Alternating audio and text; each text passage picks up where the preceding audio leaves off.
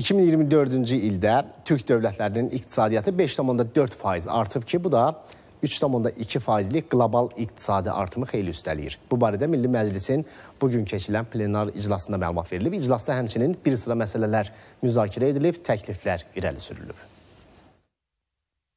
Türk dövlətləri 2,11 trilyon ABŞ dolları dəyərində ümumdaxili məhsulla qlobal iqtisadiyyatda 1,8% paya sahibdir. Parlamentin plenar iclasında millət vəkili Vüqar Bayramov bildirdi ki, ötən il Türk dövlətlərinin ümumi ticarət dövriyyəsi 1,17 trilyon dollar təşkil edib. Bu isə qlobal ticarət dövriyyəsinin 3,5% deməkdir. Azərbaycan Türk dövlətlərinin iqtisadi inteqrasiyasına töhfə verən ölkələrdəndir.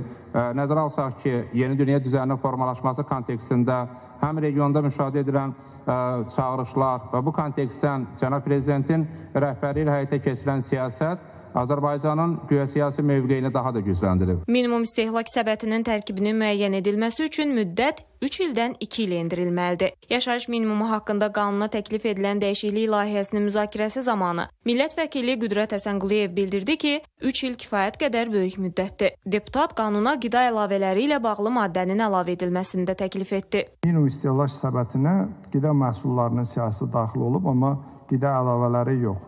Ona görə yəni bu cür həm xəstələr üçün dediyim kimi, həm də müəyyən tutaq ki, təhsil müəssisələri deyəndə kursantlardan söhbət gedirsə, yaxud internet məktəblərdən gedirsə, kursantların özü, məsələn, təlimlər zamanı həddindən artıq enerji itirilir. Bu baxımdan mən hesab edirəm ki, həm də bu siyahıya biz silahlı qüvvələrlə və